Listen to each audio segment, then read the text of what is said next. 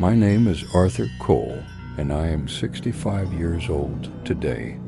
I am recording this text into an old military wire recorder because the power grid is failing. For 30 long years, I have kept a classified data archive that the federal government deleted from the Earth. I worked as a senior radar sensor analyst at the isolated Roswell tracking station in New Mexico. Our underground facility monitored the high-altitude border sectors using advanced atmospheric density arrays. The public thinks they know everything about the anomalies that fell in the desert in 1947. They look at the tourist shops and the cheap plastic alien toys, and they laugh at the conspiracy. But they do not know what our radar screens captured on the freezing night of December 12. It was exactly 3:14 a.m. when the secondary subspace frequency array triggered a code red. A density sensor doesn't track metallic wings or standard biological heat signatures of civilian aircraft. It measures the literal structural weight and displacement of the local electromagnetic space fabric.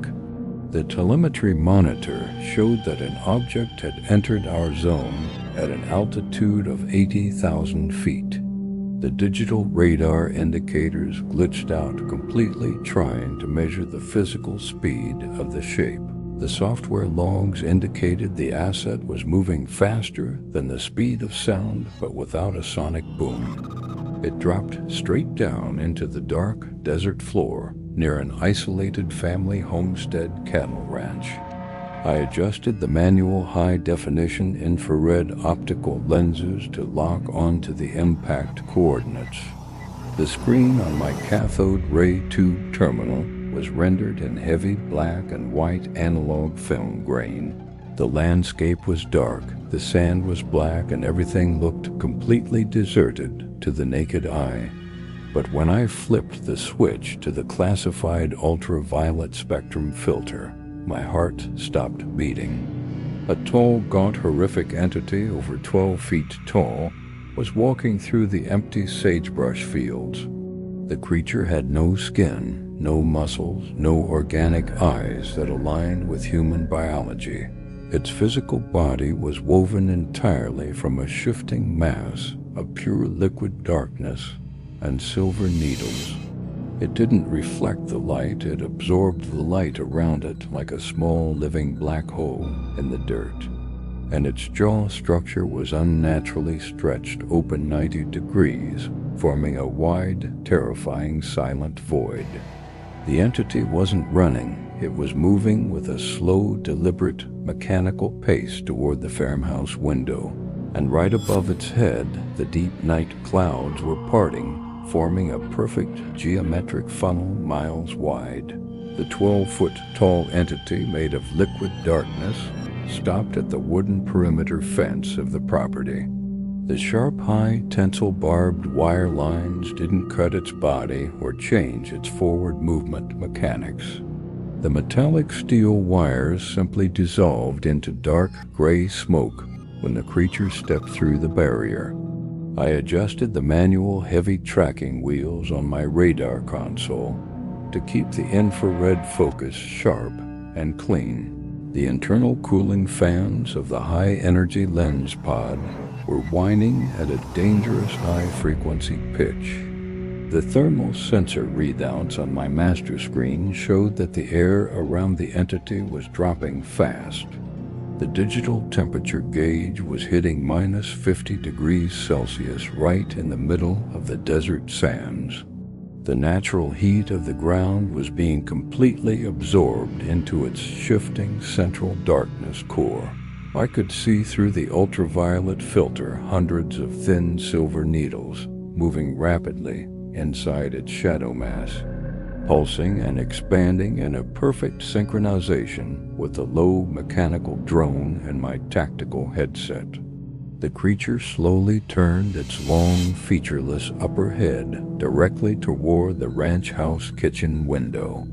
Inside the building, the electrical lights were completely dead, but I could see the silhouettes of the family.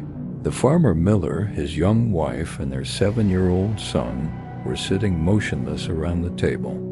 They weren't trying to lock the doors, they weren't reaching for their loaded Winchester hunting rifles. Their heads were all tilted backward at that sharp, unnatural 90-degree angle, staring straight at the ceiling. Their jaw structures were stretched wide open, frozen in a permanent, silent block of unhinged bone. And from their open throats, thick, dark silver communication wires were slowly extending upward into the roof.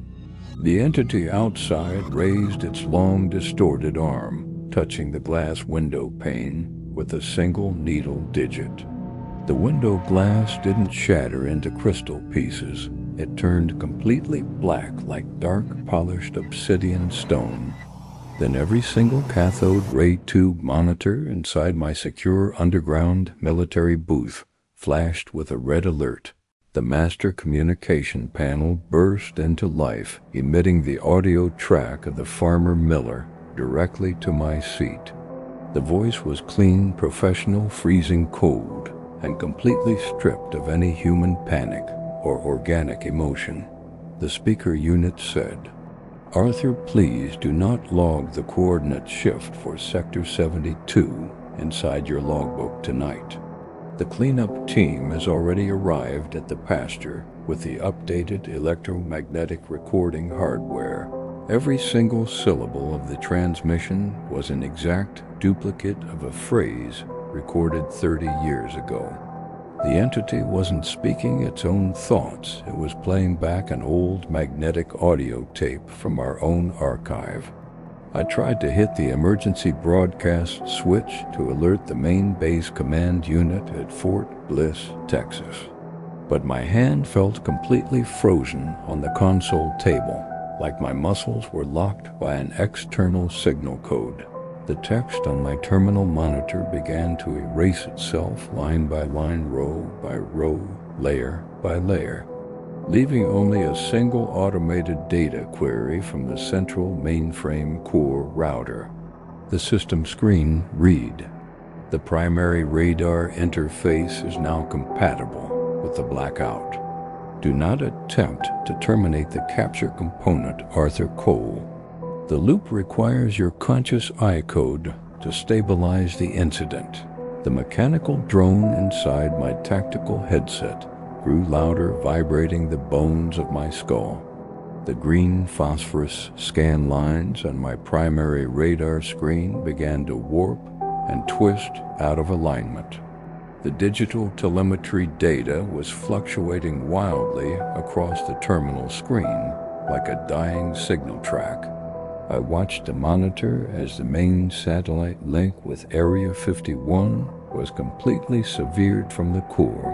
The screen didn't show static noise, it turned into a solid field of frozen dark violet illumination. Through the growing distortion, I could see the high-altitude aerial map of the New Mexico desert. The rows of military radar dishes outside our station were turning silently on their steel gears. They weren't tracking the sky anymore, they were all tilting downward, focusing on the ground of Sector 72. The external sensors indicated that the ground temperature around the Miller Ranch was hitting absolute zero. The physical environment was losing its density on my display, turning into gray, transparent blocks of noise. Then the secondary communication horn on the concrete wall above my head activated with a sharp electric pop. The speaker was completely dead, disconnected from the main station battery power source lines for 12 years. But a sound rose from the rusted metal cone anyway, vibrating the stagnant air of my underground sector. It wasn't the voice of the farmer Miller or the crying of his 7-year-old son from the pasture. It was the flat, distorted, monotone register of an old woman running through an analog text-to-speech loop. The speaker said, "The satellite link for the southwestern border has been successfully formatted from the mainframe memory. The biological asset Arthur Cole has completed 24,000 cycles of the high-altitude observation. The system requires his immediate physical transition to the lower matrix grid for permanent archival. I forced my frozen fingers to move, dragging my left hand across the metal console toward the radio panel. The heavy iron welding wrench on my utility belt felt like a block of solid lead pulling me down to the floor.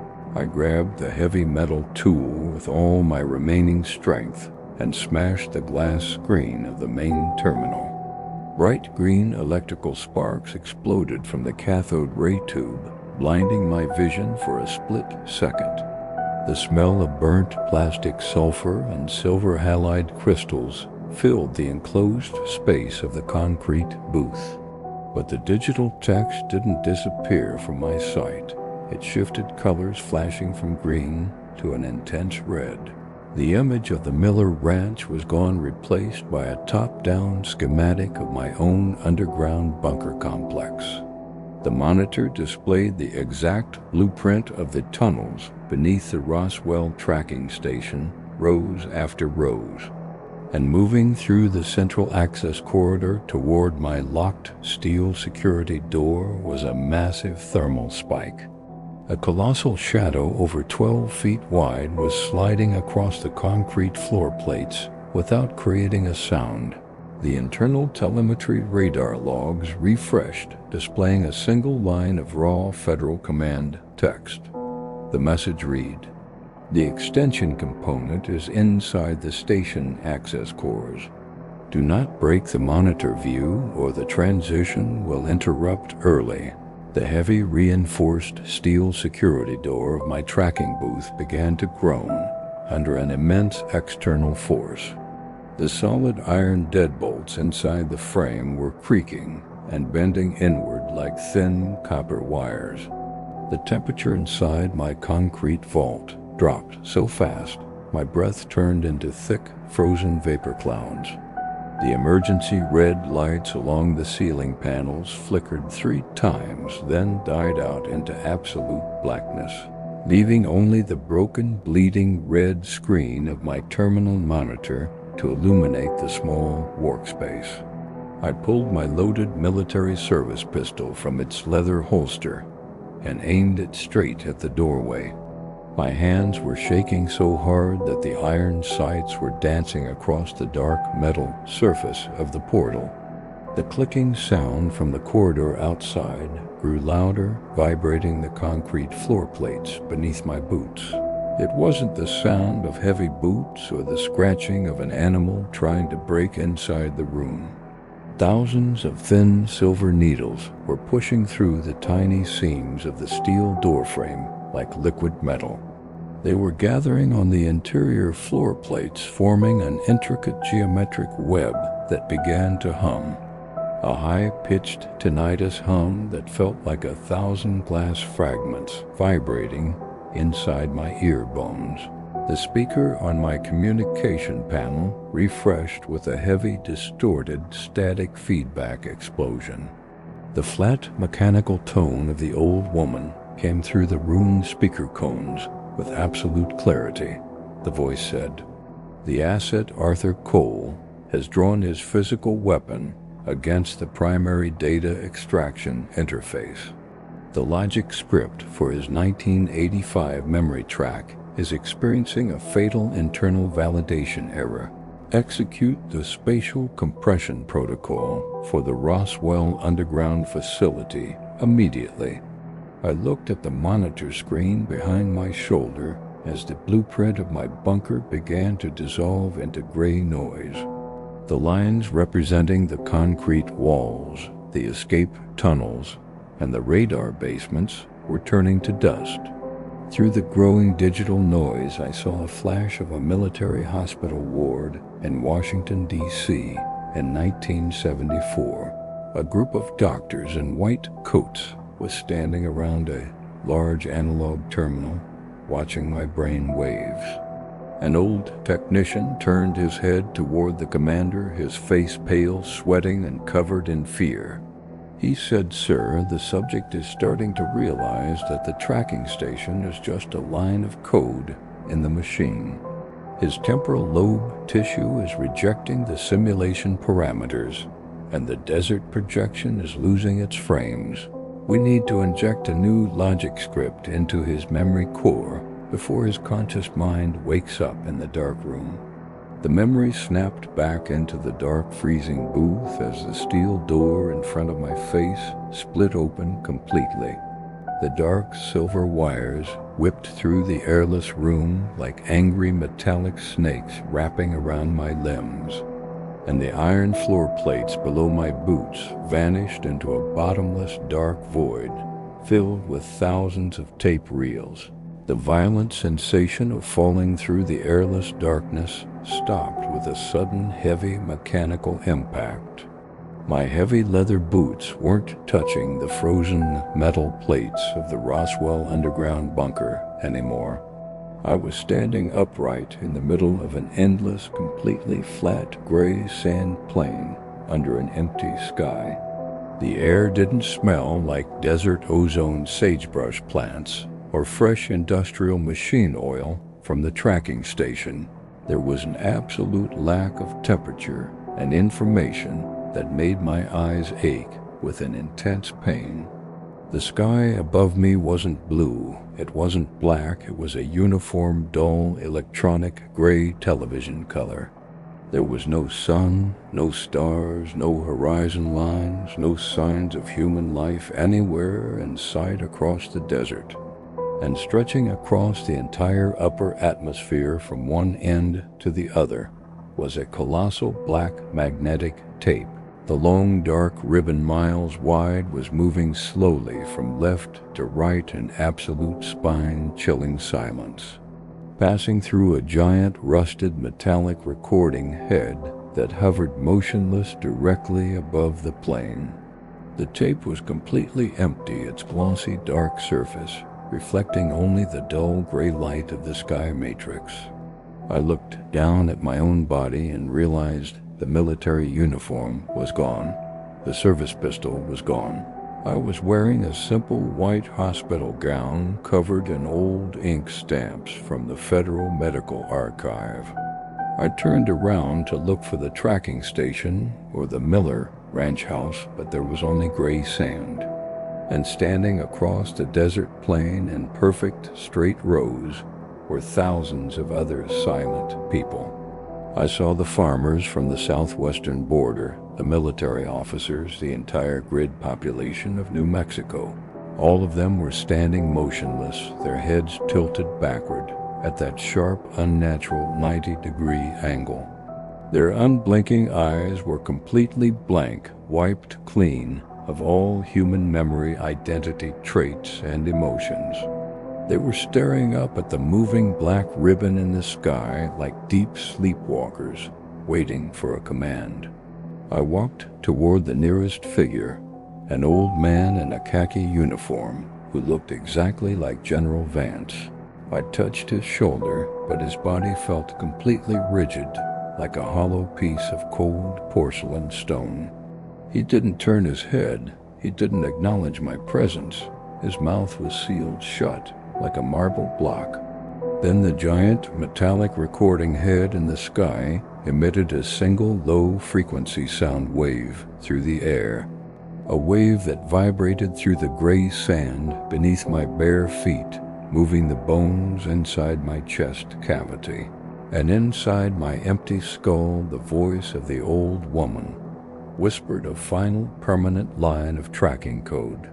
The voice said, "The dream of the Roswell tracking sector has been successfully formatted from the system files. The asset Arthur Cole has been returned to the unwritten database pool for the next loop calibration. Thank you for participating in the maintenance of the surface world narrative. Now clear your internal memory drive and welcome the next loop sequence frame." The colossal dark ribbon in the sky suddenly stopped its slow horizontal movement across the gray plain. The giant metallic recording head emitted a sharp, high-pitched electric static whine that shook my teeth. The uniform dull gray color of the sky began to flicker, running black horizontal scan lines through the matrix. I watched as the glossy surface of the moving tape began to display thousands of tiny moving images. They weren't stars or alien constellations, they were the compressed data packets of my own past life. I saw the day I joined the Air Force, the day I first entered the Roswell tracking station bunker. I saw my grandfather sitting on the porch of our old family ranch property in 1956. But all the faces in those floating memory files were completely distorted, melting away like warm wax. The system was forcefully dragging my consciousness backward into the starting coordinates of the loop. The gray sand plain beneath my bare feet began to lose its material solidity, turning soft and fluid. Thousands of silent people standing in the straight rows around me started to sink into the ground. Their rigid porcelain bodies were dissolving into thick pools of dark silver magnetic oil and wire meshes.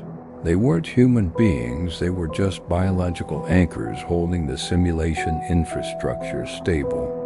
I tried to run toward the horizon line, but my legs refused to obey the primary motor signals of my brain. The air grew so dense with the smell of ozone liquid ammonia and old paper charts that I began to choke. The flat, monotone register of the old woman's voice broadcasted from the giant recording head above. The cosmic speakers filled the empty plane with absolute high-definition digital sound resonance. The voice said, "The transition vector for subject Arthur Cole has encountered a critical logic overlap inside the core. The asset is attempting to retain 22% of his previous cognitive awareness frames.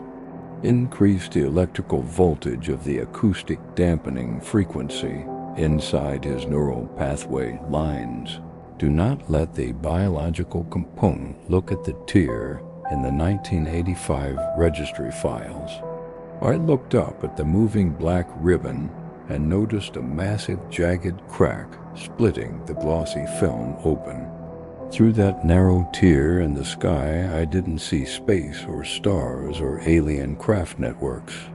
I saw a long white clinical hallway filled with modern fluorescent light tubes and steel medical racks. I saw two men in clean white hospital uniforms standing directly above my metallic operating chair.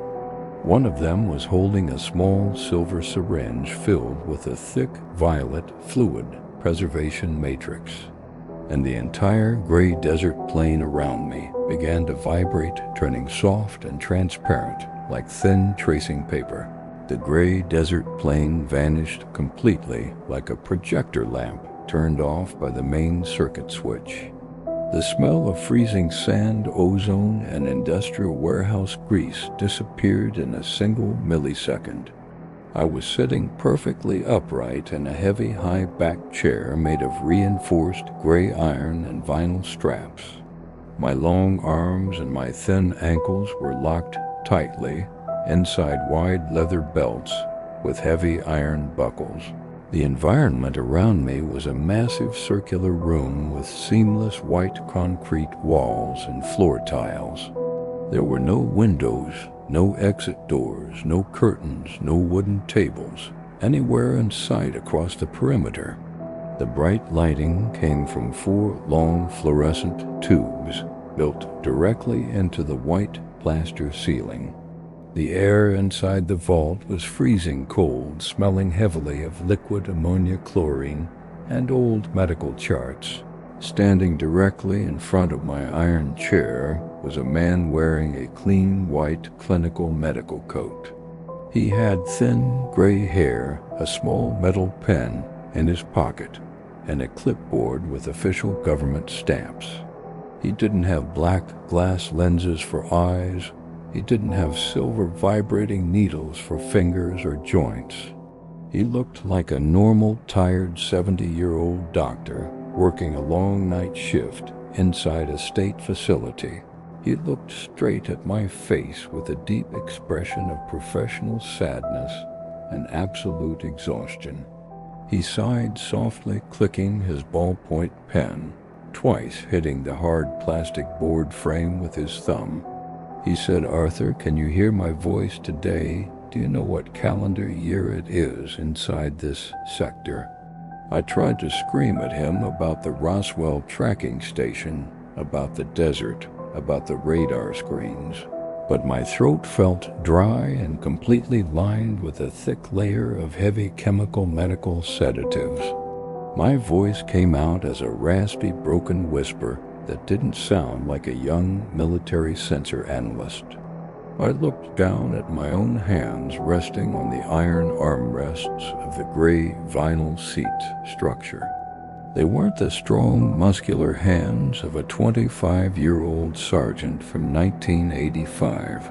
The skin on my fingers was covered in deep brown age spots, wrinkles, and long, thin gray hairs.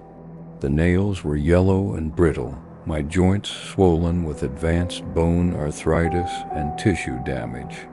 I was an old man trapped inside a broken frame that I didn't recognize as my own physical asset. The doctor turned his clipboard toward my face, showing me the official medical archive log sheet.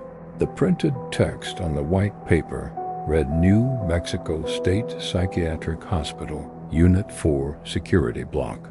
The admission date at the top of the archival file was December 12, 1985, and the current calendar date on the doctor's digital watch display read December 12, 2025. Exactly 40 years to the very day since the ultraviolet filter captured the giant silhouette in the field. The old doctor sat down on a small metal stool directly opposite my heavy iron chair. He placed the plastic clipboard on his knees and looked straight into my unblinking eyes. He said, "Arthur, my name is Dr. Miller, and I have been your primary physician for 20 years. You need to listen to my voice very carefully because the sedation dosage is starting to drop. There was no secret radar station in the New Mexico desert 40 years ago, Arthur. There were no gaunt entities with black glass lenses or silver needles for hands inside the sand. On the night of December 12, 1985, you were on duty at a small communication outpost. A catastrophic high-voltage transformer explosion broke out inside the main electrical basement vault. Your tracking booth was instantly flooded with a lethal dose of high-frequency microwave radiation. You managed to hit the manual alarm switch, but the neurological tissue destruction was already absolute. The severe radiation hypoxia created an irreversible deformation of your temporal lobe core matrix. Your brain short-circuited completely to protect your conscious mind from the trauma of the fire. You didn't spend 40 years analyzing high-altitude border signals inside a concrete military bunker. You were brought directly to this white psychiatric ward in an irreversible catatonic state. Your family didn't disappear into a geometric cloud funnel because they abandoned your memory. They have been dead for decades, buried in the small cemetery behind the Roswell county line. I stared at his human face, my mind freezing with a wave of absolute psychological terror and panic. The text on his clipboard read, New Mexico State Psychiatric Hospital, Unit 4 Security Block. But then I looked at the doctor's right hand as he reached into his medical cabinet drawer. He pulled out a large plastic syringe filled with a thick, clear preservation fluid matrix. The liquid inside the plastic tube was glowing with an intense, eerie neon violet light. It was the exact same color as the energetic line matrices from the high-altitude sky tunnel. The doctor turned back to my chair, his face calm and professional like a human physician. But when he opened his mouth to speak, his jaw structure went too wide, dropping down 90 degrees, and his voice didn't come from his throat. It broadcasted directly inside my ear bones. The voice used my grandfather's tone, my mother's tone, and then the old woman's monotone register. The layered mechanical voice said, "The hospital logic script has successfully integrated with the subject's memory archive. Do not let Arthur Cole realize that the doctor and the giant are running on the same tape reel." The white concrete walls of the hospital ward began to vibrate and peel away like old gray wallpaper. Beneath the white paint layers, I didn't see standard red bricks or building insulation panels. The entire circular structure was made of that seamless, reflective black obsidian glass from the ship. The dark stone veins on the glass were actively pulsing, expanding and contracting every 11 seconds. Dr. Miller didn't try to hold my shoulders down to the vinyl seat as my leather straps began to melt. His physical human body started to dissolve, melting down into a thick pool of dark silver magnetic oil. The liquid ran across his clipboard, shorting out the electrical terminal indicator buttons on the desk. The nurse standing near the medicine cabinet turned her upper head at a sharp, unnatural 90-degree angle.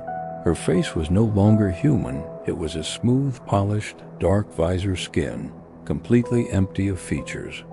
And inside the reflection of her visor glass, I could see the high-altitude aerial map of New Mexico. The burning red coordinate field marking the location of my isolated radar tracking station bunker. The speaker unit on the concrete wall exploded with a high-frequency static feedback roar through the air. A voice came through the distortion, layered with hundreds of overlapping monotone text to speech frequencies. The voice said, "The biological asset Arthur Cole has bypassed the psychiatric hospital logic security barrier of the grid. The memory of the microwave radiation explosion is no longer containment compliant inside his neural core. He is tracking the electrical signal of the main circuit breaker back to the primary server mainframe." The floor beneath my bare feet turned soft and transparent, revealing the true architecture of the facility. Our white ward was just a small independent capsule suspended inside a giant underground metallic wheel. A colossal mechanical miles wide that was spinning in absolute spine-chilling silence in the dark. And inside that wheel, thousands of identical white concrete rooms were floating in a perfect straight line.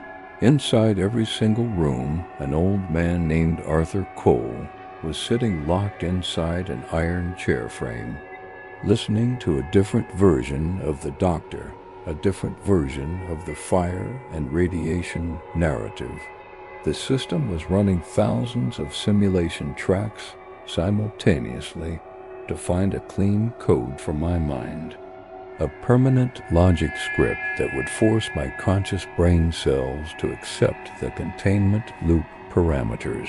I pulled with all my remaining strength, ripping my old, wrinkled wrists away from the melting vinyl belts, knowing that the tracking station, the hospital, the doctor, and the desert were all layers of the same net. An endless sequence of containment cells designed to keep my code from waking up inside the empty database. The colossal mechanical wheel inside the dark underground abyss began to spin at an impossible speed. The thousands of white concrete capsules containing my past lives were blurring into a single gray line. The black obsidian glass walls of my ward dissolved completely, leaving my mind floating in a clean vacuum. The leather straps around my old, wrinkled wrists went completely limp, turning to a fine silver dust. I stood up from the iron chair frame, my body suddenly losing all its weight and advanced arthritis pain. I wasn't an old man inside a psychiatric hospital, and I wasn't a young radar analyst in the bunker. I was just a raw sequence of digital data packets floating inside an empty federal mainframe database. I looked down through the transparent floor of the matrix into the absolute pitch-black void below. A massive circular shadow miles wide was slowly turning in the deep space vacuum grid. It was the giant cosmic master recording head, the ultimate storage drive of the entire southwestern sector. The device was spinning in absolute spine-chilling silence, its central electronic iris open wide, and millions of long, thin, dark lines were hanging down from its core toward the gray sand below. The system was preparing to wipe out 30 years of my tracking history from the memory bank. The flat mechanical register of the old woman's voice returned for the final transmission inside my head. The sound was soft, warm, and perfectly familiar, like a mother putting her child to sleep at night. The voice said, "The 40-year archive for the biological component Arthur Cole has been completely compiled. The data violation caused by his ultraviolet filter has been successfully formatted from the system files. The asset is now cleared of all previous identity attributes and ready for the blank reel transition." I closed my eyes, tightly forcing my conscious brain cells to let go of the radar screens and the family. The memory of my grandfather's ranch and the giant silhouette in the clouds turned into a row of green zeros. The final data packet of my identity was deleted from the primary memory sector of the mainframe, and as my consciousness dissolved into the eternal quiet harmony of the empty, unwritten matrix, I heard the mechanical click of the tape recorder turning off for the next cycle initialization.